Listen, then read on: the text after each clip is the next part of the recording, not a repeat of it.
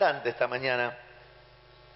De verdad, necesitamos despertar a la realidad de quiénes somos y lo que portamos. Quiero hablarle de dos palabras. Diga conmigo, ordinario, extraordinario. Fíjese cómo le agregamos 3 letras y cambia totalmente el sentido de la cosa. Diga conmigo, ordinario, extraordinario. Y quiero hablarle de cómo lo extraordinario reposa en lo ordinario. No se haga problema si no entiende, pero le va a servir después, más adelante, esto le va a servir. Por eso se lo voy diciendo de entrada. Diga conmigo, vamos a aprender cómo lo extraordinario reposa en lo ordinario. Y después no se me ofenda cuando diga algunas cosas. Dios está levantando gente sencilla en este tiempo que se atreve a creer en lo imposible. Dios está levantando gente sencilla que se atreve a creer en lo imposible. Dios está levantando gente sencilla que se atreve a creer en lo imposible. O sea, eso es para usted y para mí, para cada uno de nosotros. Quiero leer con ustedes en el libro de Santiago, capítulo 5, versículo 16 al 18, solo para tomar algunas cositas pequeñas. No voy a tomar todo el texto, pero es necesario leerlo todo. Santiago 5, 16 al 18, dice así la palabra de Dios. Confesad vuestras ofensas unos a otros y orad unos por otros para que seáis sanados. La oración eficaz del justo puede mucho. Elías era hombre sujeto a pasiones semejantes a las nuestras y oró fervientemente para que no lloviese, y no llovió sobre la tierra por 3 años y 6 meses. Y otra vez oró, y el cielo dio lluvia, y la tierra produjo fruto. Amén. Vamos a comenzar con la fuerza de esta palabra, y una frase que dice esta palabra que dice, la oración eficaz del justo puede mucho. O sea que no podemos dejar de hablar de este tema, menos en medio de una maratón de oración, o sea, hablar del poder de la oración. Diga conmigo, vamos a hablar acerca del poder de la oración. Una y otra vez recaemos en el tema, es imposible casi no hablar de este tema. De hecho, para todos los que no están haciéndolo el día martes, vamos a hablar de ese tema en el ABC, así que pueden venir para seguirse instruyendo acerca de la oración. En primer lugar, este texto que leímos va a hablar de la calidad de la oración que menciona este texto. Dice, la oración eficaz del justo puede mucho. Lo primero que va a mencionar acerca de este versículo es la calidad de oración. Diga conmigo, hay muchas clases de oración. Ahora diga conmigo, lo más sabio sería orar las oraciones más eficaces. Hay mucha gente que ora, pero no todos oran la oración eficaz. Entonces usted puede orar de muchas maneras, pero si no ora eficazmente, posiblemente su oración no sirva demasiado.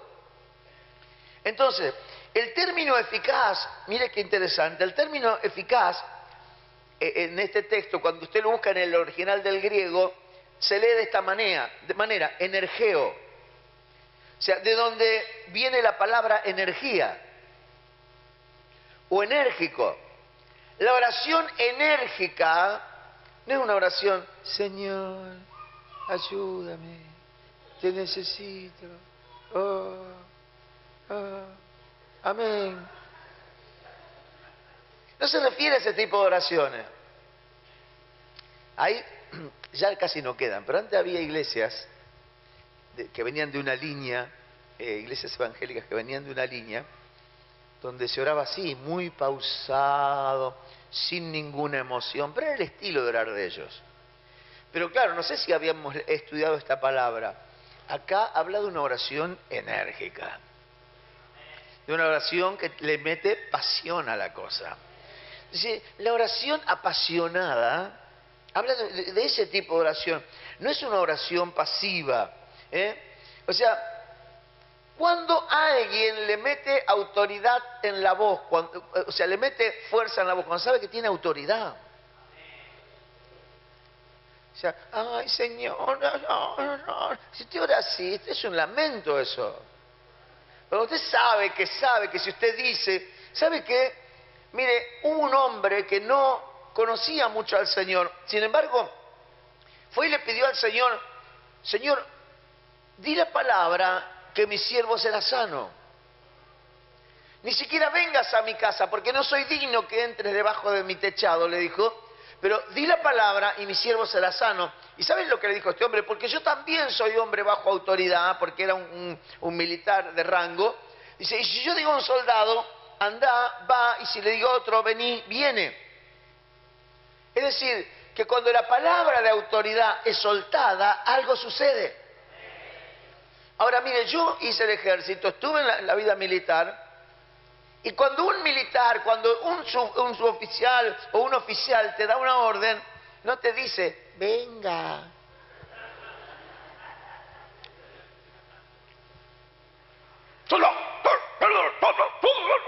Así te hablan.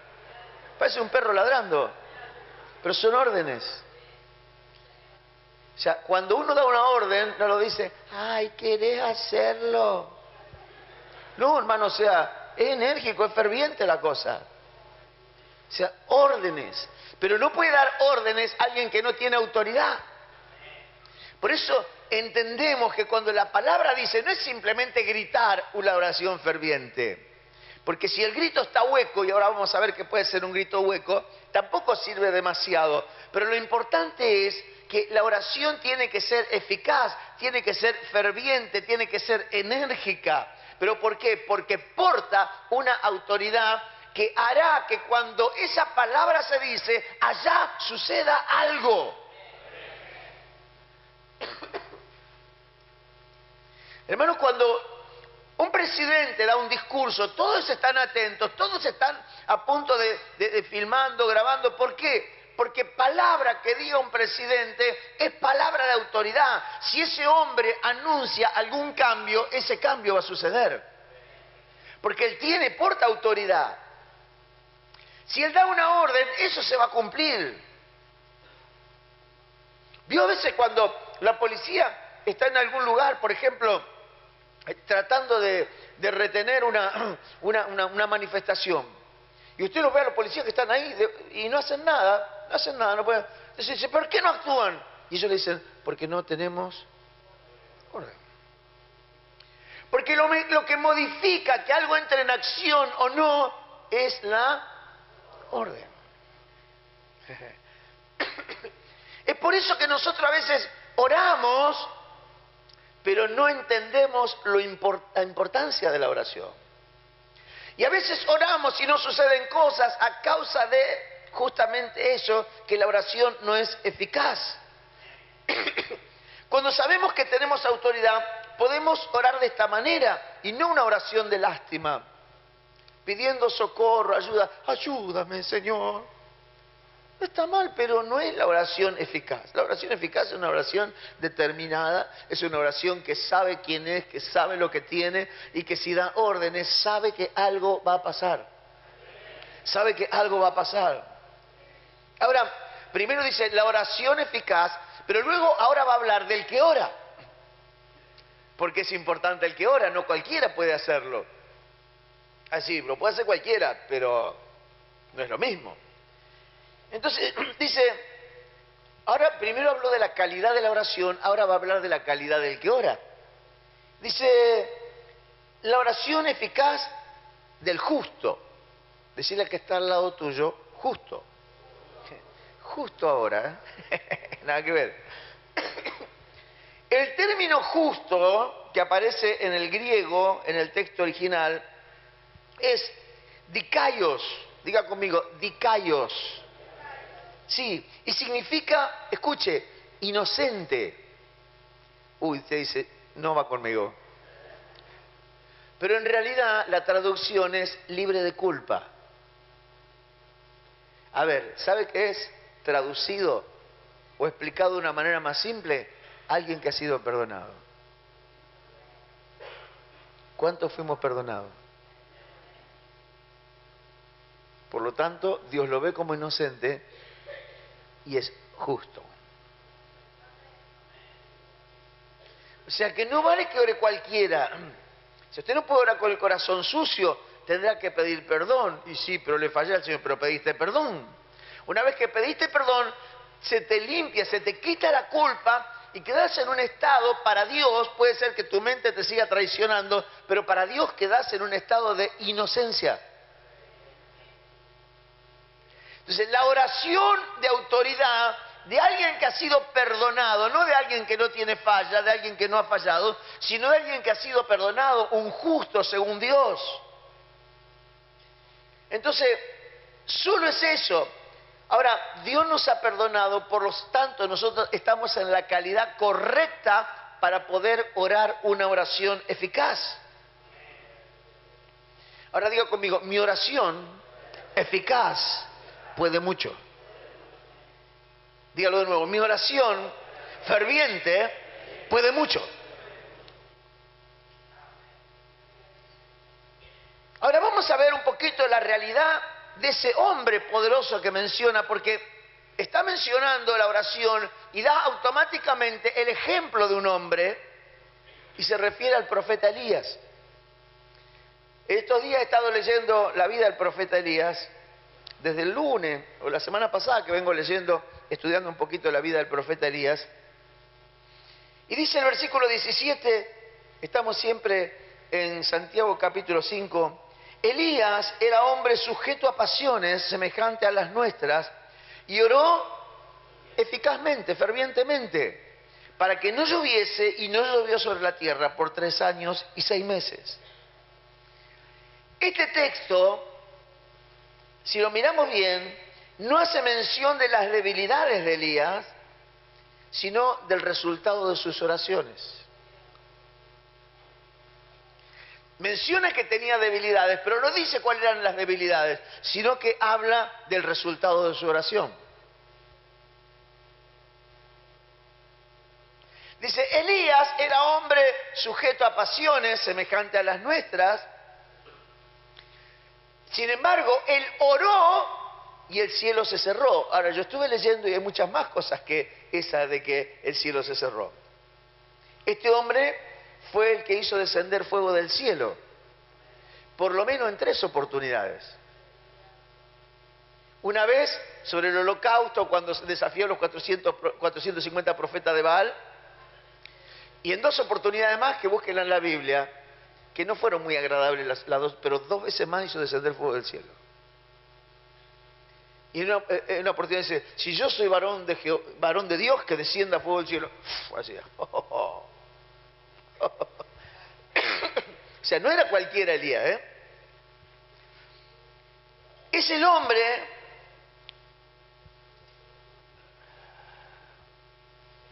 que se levantó marcando un juicio de Dios contra el rey Acab y su mujer Jezabel, que era una pagana terrible, y habían llevado en pecado a Israel. Y entonces él dice, no va a llover por 3 años y medio. Y no llovió. No llovió este mes, no llovió el mes que viene, no llovió el otro, y no llovió y no llovió. Y ahí es cuando ensambla la historia que nosotros leemos siempre de Elías y la viuda de Sarepta. Primero lo manda al arroyo de Querib porque ya no había agua, entonces había como es un cuervo que le traía pan y carne por la mañana, pan y carne por la noche, se seca el río por la misma sequía que él había profetizado y viene a Sarepta. La viuda lo sostiene durante un tiempo hasta que vuelve a llover. Después a la viuda se le muere el hijo, se lo resucita. Así funcionaba, así no mandaba este Elías. De repente Dios le manda a hacer unas cuantas cosas, él se va, pero se encuentra con el río y no tenía nada para cruzar, entonces se saca el manto, pega sobre el Jordán se abre, cruza en seco. Así se manejaba. Cuando hablamos de este hombre, estamos hablando de un hombre poderoso, diga conmigo, un hombre poderoso. Y es interesante, entonces, a ver si, no noté más nada.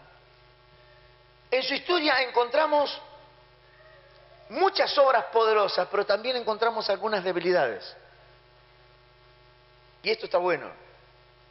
Por ejemplo, en un momento Él se enoja porque Dios permitió algo que le pase, porque, a ver, el hecho que vos seas poderoso no significa de que no te van a pasar cosas. Porque a veces, tenemos la imagen de la película, ¿vio? Que el poderoso nadie lo toca. No, eso son películas. La vida real es otra. Este hombre fue un hombre que marcó la historia, reposó el espíritu profético sobre él. Hermano, Elías es el símbolo de lo profético en el Antiguo y en el Nuevo Pacto. O sea, es mucho más que relevante. Sin embargo, este hombre, a pesar de portar semejante imagen y tener el espíritu profético sobre él, en un momento se enojó y no quería servir más a Dios. Le agarró la chifladura.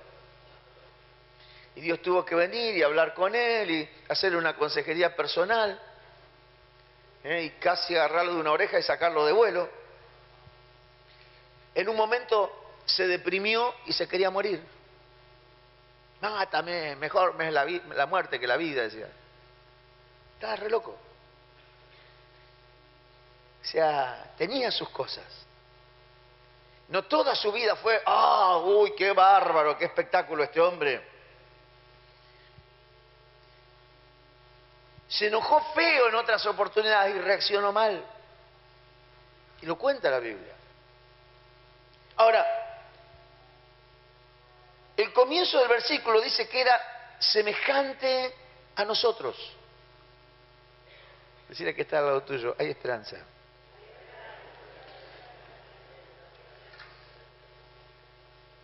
Este hombre era sujeto a pasiones, a debilidades, a naturalidades, porque a veces tendemos a idealizar a los hombres de Dios como muchos lo hacen conmigo. El apóstol, y cree que uno camina más o menos 1 metro sobre la tierra. No, yo camino en la tierra y a veces me caigo también. Y sí, pero ¿sabe qué? Eso no nos ayuda. Cuando nosotros miramos hombres de Dios muy altos, no nos ayuda porque creemos que solo ellos pueden. Dígame amén. Pero acá te muestra la realidad, hermano. O sea, yo estoy acá arriba para que vos me veas, porque sería aburrido escucharme nada más. Pero no porque sea más alto que vos. O sea, simplemente Dios me ha dado la posibilidad de soltarte palabra, de tener una función dentro del cuerpo para animarte, equiparte, para que vos puedas ser poderoso sobre la tierra. Para que puedas ser poderoso sobre la tierra. Entonces, estas debilidades o naturalidades, podríamos decir, de Elías, no le impidieron vivir en el poder de Dios. El hombre no era poderoso, sino el Dios que estaba en él era poderoso. Diga conmigo, el hombre no era poderoso. Diga, el Dios que estaba en él, ese era poderoso.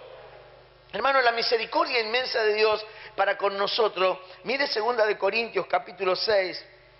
Y ahí empezamos a ver lo que le dije al principio. El extraordinario habitando en el ordinario. Deme tiempo que ya se lo voy explicando cada vez más claro. 2 de Corintios capítulo 4, versículos 6 al 9 dice: porque Dios que mandó que de las tinieblas resplandeciese la luz, es el que resplandeció en nuestros corazones para iluminación del conocimiento de la gloria de Dios en la faz de Jesucristo. Escucha el 7. Pero tenemos este tesoro en vasos de barro, para que la excelencia del poder sea de Dios y no de nosotros. Y escuche, que estamos atribulados en todo, mas no angustiados, en apuros, mas no desesperados, perseguidos, mas no desamparados, derribados, pero no destruidos. ¡Wow! ¡Wow! Bien claro nos define la Escritura que somos vasos de barro, ordinarios.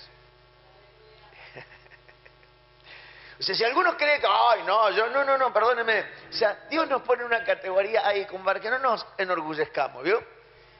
Porque en realidad dice, tenemos este tesoro, la grandeza de Dios. O sea, por eso digo que el extraordinario viene a depositarse en el ordinario. O sea, tenemos el privilegio que la grandeza de Dios reposa en nosotros. Por eso dice la palabra, tenemos este tremendo tesoro, Cristo, en vasos de barro.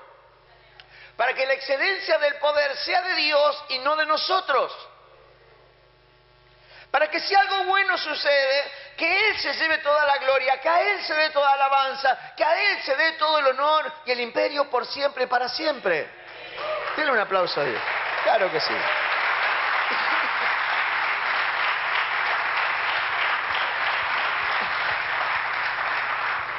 Cuando habla de vaso de barro, habla de la calidad y el valor del vaso, yo.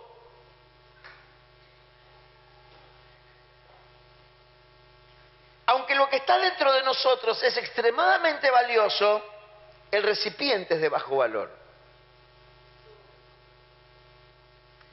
Por eso vio cuando alguno, la necedad del orgullo, ¿vio? ¿Cómo me van a decir así a mí? Vaso de barro. Son moldeados, pero si no sería un cascote. Pero de unos pasos de cascote a vaso de barro, por lo menos. Mejoró la capacidad y nos formó vasos para poder poner de su presencia en nosotros. Entonces, si alguno tenía problemas con la estima baja, ya está solucionado. No es más que un vaso de barro, tranquilo. Está todo bien. Pero somos todos iguales. Ante Dios no hay diferencia. Podemos tener funciones distintas, pero somos todos vasos de barro. Entonces, somos el objeto ordinario que contiene lo extraordinario. Somos el objeto ordinario que contiene al extraordinario. Otro texto nos habla de vasos, segunda de Timoteo capítulo 2, versos 20 y 21. Se lo voy a leer en la Nueva Versión Internacional porque es más clara para lo que estoy diciendo. En la versión en Reina Valera usa la expresión utensilios. Pero en la Nueva Versión Internacional habla de vasos. Es lo mismo, pero en la Nueva Versión Internacional lo dice más claro, ¿sí? Segunda de Timoteo 2, 20, 21 dice, en una casa grande no solo hay vasos de oro o de plata, sino también de madera y de barro. ¿Cuál es el último? El más barato. Unos para usos más nobles y otros para usos más bajos. Si alguien se mantiene limpio, el otro dice, si se limpia de estas cosas, llegará a ser un vaso noble, santificado, útil para el Señor, preparado para toda buena obra. O sea que no importa si somos de barro, de madera, no importa que en realidad somos de barro. Pareciera ser que lo más bajo, pero el valor no está en el vaso, sino en lo que contiene. Porque este vaso contiene un gran tesoro, entonces se vuelve valioso el vaso por el contenido. Y de eso se trata. Entonces, no importa la calidad del vaso, sino qué es lo que está adentro. Pero para que esté algo bueno adentro, dice, si alguno se limpia de estas cosas, hay que limpiar el vaso. Hola. Hay que limpiar el vaso. O sea, quizá no seamos de lo más valioso, pero podemos ser extremadamente útiles para Dios si podemos limpiarnos de cualquier cosa que impida que seamos llenos de la presencia de Dios. Hay una necesidad, por eso hablamos de vivir arrepentidos. Entonces, el que tengamos este tesoro no significa que nada nos va a suceder. Porque si tenemos este tesoro en vasos de barro, para que la excelencia, para que el poder, la manifestación del poder sea de Dios y no de nosotros, no quiere decir que no nos va a pasar nada. Dice, aunque estemos atribulados en todo. Esa palabra atribulado es persecución, adversidad. Y no dice una pequeña tribulación, habla atribulados en todo. O sea, hermano, bastante complicado. Pero ¿cómo si Dios está en mí me pueden pasar esas cosas? Dice, por eso justamente, aunque estemos atribulados, mas no estaremos angustiados. La angustia te consume. La angustia, generalmente, hermano, ¿sabe cuándo se da la angustia? Cuando uno no tiene esperanza. Porque si usted sabe, usted puede estar sufriendo, pero usted sabe que mañana está mejor. Entonces, su sufrimiento es una cuestión de esperanza. Ahora, cuando no hay esperanza, cuando usted ya no tiene fe y usted solo sufre, ese sufrimiento lo consume. ¿Me sigue? Que eso es lo que le pasa a la gente que no tiene a Dios, solo sufre. Pero no hay una esperanza. No tienen esperanza en el Señor. Nosotros sabemos que podemos pasar por un periodo de prueba. Es más, lo dice la palabra, que aunque estemos atribulados en todo, mas no estaremos angustiados. Porque dentro nuestro hay algo que nos dice, yo no nací para esto. Hay algo que está dentro mío que me dice que es mi propia naturaleza en Dios, yo no nací para sufrir. Aunque tenga que sufrir, y de hecho le voy a sacar provecho al sufrimiento, pero no nací para sufrir y vivir sufriendo y morir sufriendo. Aunque tenga que sufrir. O sea que el hecho de que el Señor nos permita pasar por ciertas cosas, aún viviendo Él dentro nuestro, es una realidad. Dice, aunque estamos atribulados en todo, pero no angustiados. Dice que podemos estar en apuros. Ese término apuro, a ver si es este, sí.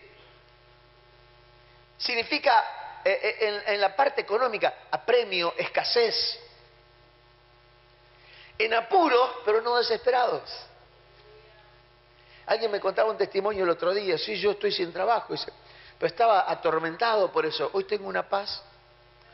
¿Qué quiere decir? ¿Que no va a conseguir más trabajo? No, quiere decir que está más cerca. Porque ahora que está en el Señor, al tener paz, fe. ¿Sabe por qué tiene paz? Porque ahora tiene fe, tiene esperanza. Ahora él sabe que la cosa ya está, aunque todavía no la ve, no la tiene, pero ya está. Toda cosa que Dios te vaya a dar, ya está. Solo tiene que llegar el momento o tenés que encontrar dónde está, pero ya está. Ay, hermano, estoy buscando un trabajo. Tu trabajo ya está, solo tenés que encontrarlo. Ya está, hay que encontrarlo. Entonces, podemos estar en apuro, pero no desesperados. Ahora, no nos desesperaremos porque nuestra confianza está puesta en nuestro Dios. Y termina siendo perseguidos, pero no desamparados.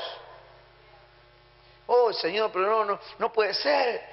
Ahora mire, el hecho de que estemos en el Señor, que seamos barro, que habite el Señor en nosotros, ¿quiere decir que usted nunca va a tener problemas? No. Mire, por eso hay versículos como este. Deuteronomio capítulo 28, versículo 7. Si no, este versículo no existiría.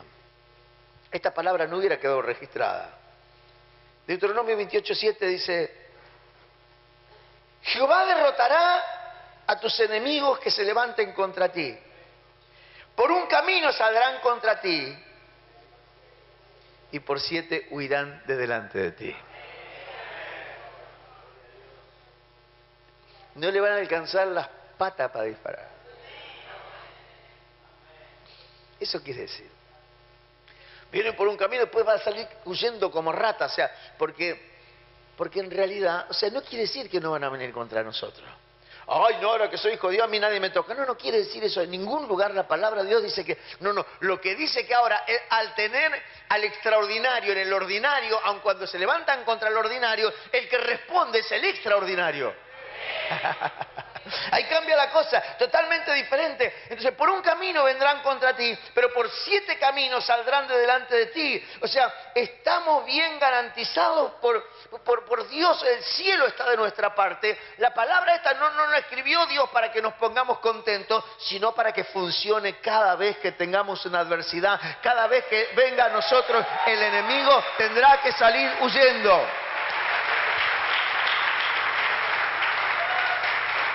Ahora, va un poquito más grave todavía porque te acechan, tenés problemas, estás en apuro, pero llega una situación de mayor gravedad todavía en la que nadie quiere llegar. Y dice, derribados, pero no destruidos. O sea que hasta te pueden derribar, hasta te podés caer. Ay, Señor, ¿por qué me dejaste caer? Pregunto, ¿un boxeador que cae en medio de la pelea, perdió la pelea? Si se levanta, ¿no? Si se levanta, ¿no? Si se queda llorando en el piso, sí.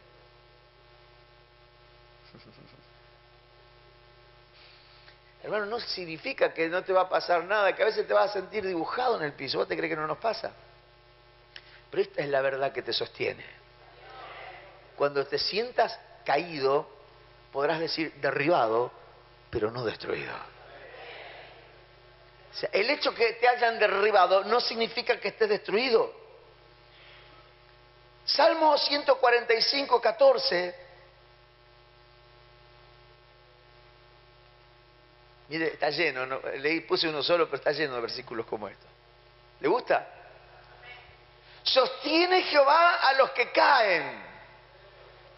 Diga eso para mí. Sostiene Jehová a los que caen y levanta a todos los oprimidos. Pensé que se iba a alegrar. Sostiene Jehová a todos los que caen y levanta a todos los oprimidos.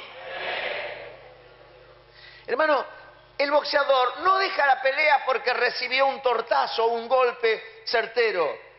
La pelea no ha terminado para él. Cuando termina, no se queja. Ay, me golpearon acá, me golpearon, mira cómo me dejaron el ojo. No se queja. Él está esperando atento, con los ojos achinados porque no puede ni mirar. Está esperando si no terminó por nocaut. Él está esperando a ver qué dicen los jueces, si ganó o perdió. Él está así, no se está, no se está quejando.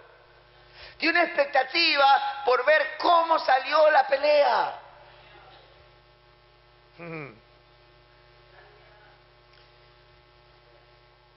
El veredicto da que él ganó. Entonces, bueno, ahora me voy porque me duele todo. No, se pone a festejar. Y salta, y muestra el título o el cinturón o lo que sea. ¿Por qué? Porque él ganó, a pesar de que está todo abollado, él se pone a festejar. No se duele por lo que tiene. Ay, pero me duele acá. Ay, pero me duele allá. No se queja, festeja la victoria. Tenemos que aprender a festejar la victoria que el Señor nos ha dado. Nunca perdemos. Podemos estar golpeados. ¿Sabe cuál es el problema nuestro? Que nunca vemos el otro. Porque si usted está golpeado no se imagina cómo quedó él. Porque la victoria es suya. Y si usted ganó y usted está golpeado, ni se imagina cómo está. Está en terapia. Ahora, nosotros a veces recibimos un golpe, más si estamos derribados. Hermano, diga conmigo, derribado, pero no destruido. Entonces, Romanos 8, 37 al 39.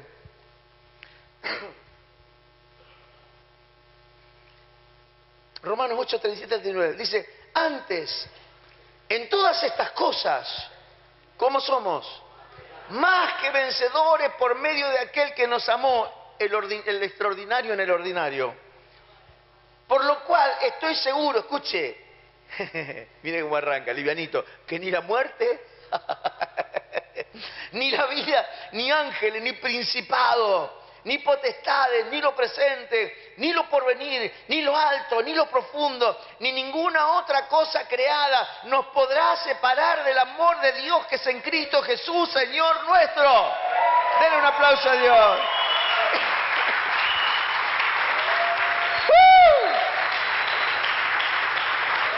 Somos más que vencedores.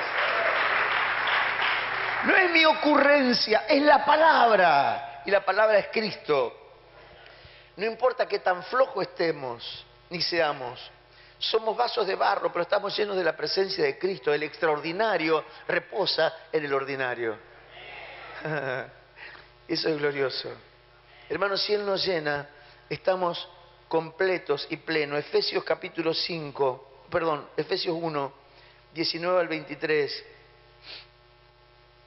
Miremos cómo el extraordinario reposa en el ordinario.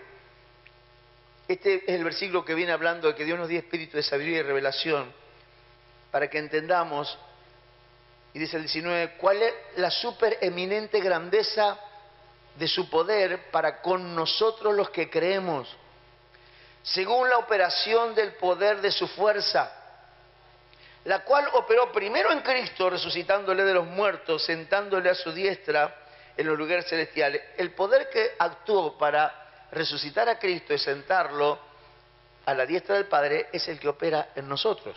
Eso está diciendo. Sobre todo, ¿qué hizo? Lo puso sobre todo principado y autoridad y poder y señorío y sobre todo nombre que se nombra no solo en este siglo sino también en el venidero. Ese mismo poder sometió todas las cosas bajo sus pies y lo dio por cabeza sobre todas las cosas a la iglesia, la cual es su cuerpo, la plenitud de aquel que todo lo llena en todo. El poder de Cristo opera en nosotros porque Cristo está en nosotros. O sea que yo soy el vaso ordinario que contiene al extraordinario. Entonces por eso es que no se pueden meter con el vaso, por el contenido tiene poder para hacer cosas extraordinarias. Podemos orar y nuestras oraciones van a ser poderosas. Podemos orar y nuestras oraciones van a ser poderosas. Hermano, lo extraordinario vive en lo ordinario. O sea que vas a empezar a ver cosas extraordinarias. Si Elías el profeta vivió en sobrenaturalidad, no fue porque era perfecto. ¿Sabe cuánto me falta a mí, pastor? Pero eso no te priva de que mientras estás siendo perfeccionado, el poder de Dios actúa en tu vida. Elías no estaría conforme con su forma de ser, se viviría arrepintiendo por haberse enojado, por haberse deprimido, por haber querido plantar la bandera en un momento y no seguir sirviendo más a Dios.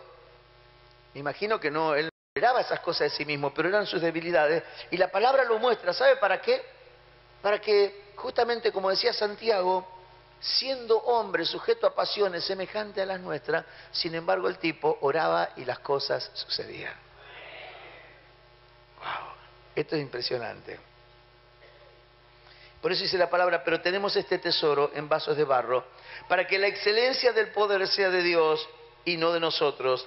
La excelencia del poder siempre será para Dios. Podemos orar y provocar los cambios más poderosos que jamás hayamos imaginado.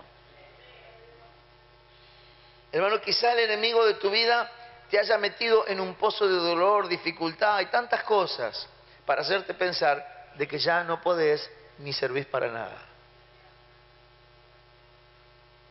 Lo que está tratando es de nublarte la vista para que dejes de reconocer. Te muestra el vaso solo, pero tenés que entender que sobre ese vaso de barro reposa el extraordinario. Tenemos este tesoro en vasos de barro. Entonces, somos solo vasos de barro, pero tenemos un tesoro grande, el tesoro más grande del universo dentro de cada uno de nosotros. Entonces podemos ser muy débiles e inútiles, pero portamos al Creador del universo dentro nuestro. Podemos ser flojos, podemos, no a propósito, pero podemos errar, podemos desanimarnos, hermano, pero nunca se te tiene que borrar la verdad. Cristo vive en vos. El Todopoderoso está dentro tuyo. Tus oraciones van a provocar cosas tremendas. O sea, nuestras oraciones fervientes pueden mucho. Nuestras oraciones eficaces pueden mucho. Nuestras oraciones eficaces pueden mucho. O sea, podemos ser muy ordinarios, pero portamos al extraordinario. Podemos ser muy baratos, podemos ser muy flojos, podemos ser lo que sea. Pero ¿sabe qué? Hay una cosa relevante. Primero, Dios te llamó. Y eligió entre todos los vasos uno de barro. Diga conmigo, ese soy yo. Cierre los ojos. Y comience a ser iluminado en esta mañana.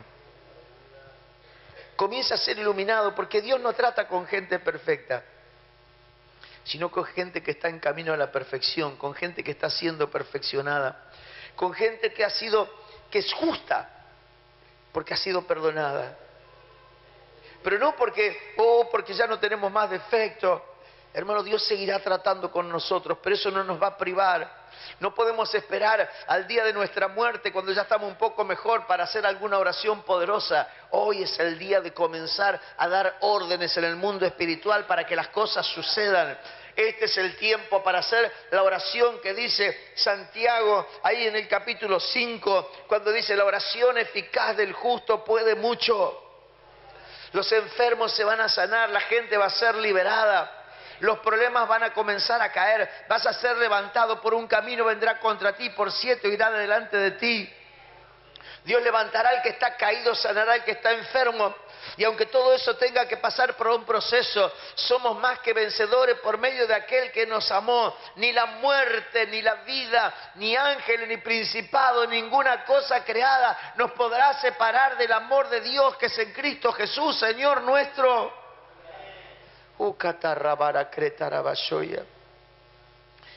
Hermano, la oración eficaz de un perdonado puede mucho.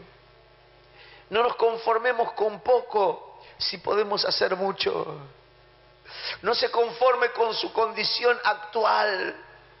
No se conforme con lo que ha logrado. No se conforme con estar pasando semejante problema. No se conforme a eso. No, todo lo contrario, reaccione, que aunque es un vaso de barro, porta dentro suyo ese tesoro glorioso. Aunque somos ordinarios, portamos al extraordinario. Yo profetizo sobre tu vida, sobre su vida, que va a empezar a vivir obras extraordinarias. Algo poderoso se va a desatar, lo que no era comenzará a ser, lo que estaba trabado se destraba. Hay barreras que se caen, hay límites que se están rompiendo. Hay cosas que te habían frenado, te habías acostumbrado a vivir una vida mediocre, una vida de no, pero yo no puedo, porque al final, qué culpas y qué sé yo cuántas cosas. Hoy se rompe todo eso. La oración eficaz del justo puede mucho. La oración eficaz del justo puede mucho. Dios está levantando gente sencilla para hacer grandes cosas. Vasos de barro con un gran tesoro en su interior. Ponete de pie en el lugar donde estás, quiero orar por tu vida. Levanta tus manos al cielo, decirle gracias, Señor. Decirle gracias por haber abierto mis ojos. Gracias porque soy un vaso de barro, pero porto dentro de mí al Cristo de la gloria. Señor, hay algo que se está soltando dentro de nuestro interior, algo que está pasando. La gloria de Dios se está manifestando, el poder del cielo está comenzando a actuar en tu interior, el poder de lo alto está comenzando a moverse dentro tuyo. Nada te podrá detener. Padre, en el nombre de Jesús, oro por cada hijo, cada hija en esta mañana. Es un día tremendo, Padre Celestial. Declaramos, Señor, que el hecho de ser ordinarios no nos limita, porque el extraordinario vive en nosotros.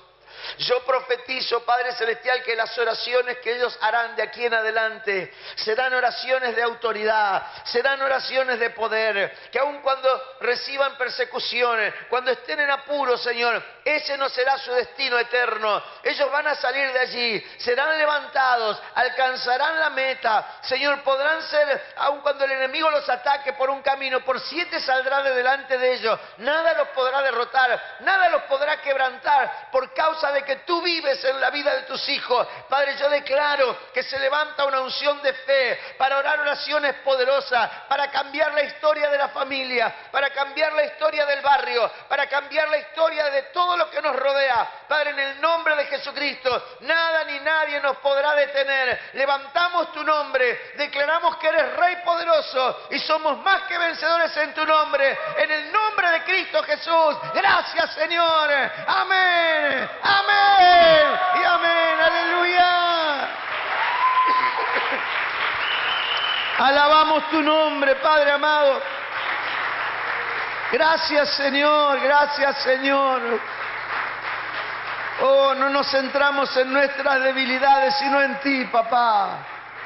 Gracias, Señor. Amén. Ore con todo poder, porque muchas cosas van a cambiar por su oración. Dios le bendiga.